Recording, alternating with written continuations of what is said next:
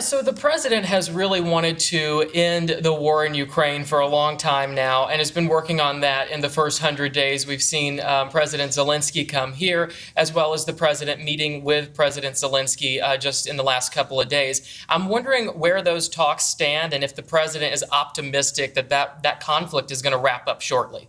The president is optimistic yet realistic about the incredibly complicated and unfortunate situation happening with Ukraine and Russia. First of all, this is Biden's war. It would have never started if President Trump were in office. There is a reason that Putin did not invade Ukraine when President Trump was in the Oval Office, and it's because, again, President Trump leveraged the power of the United States to warn Putin not to do it. And the president has spoken about that in those direct warnings to the Kremlin that he gave in his first term. And then we had a mentally incompetent president in Joe Biden who didn't even know what day it is, never mind knew how to prevent war.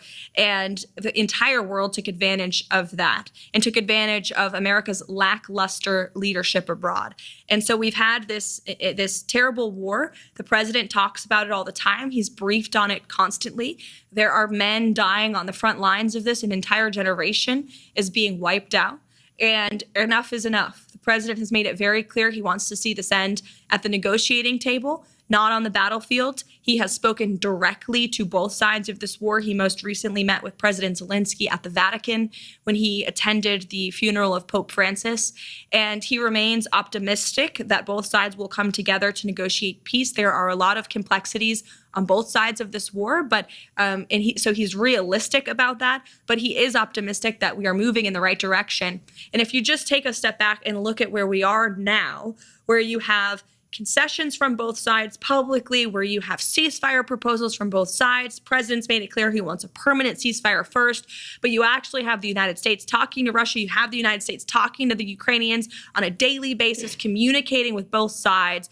Look at that compared to where we were when we came into office, where neither side was talking. There was just one approach to ending this war. No one was really talking about a peace deal. We were just talking about continuing to send blank checks to continue funding the fighting and the killing. This war has been a meat grinder. Young men are dying. Women and children are dying as a collateral result of the military conflict, and the president wants to see it end as quickly and soon as possible. And I can tell you, watching firsthand, he has exuded a tremendous amount of effort into this war. He's getting frustrated with the amount of effort this has taken, and he's made that clear to both sides. But he remains optimistic that we can get this done.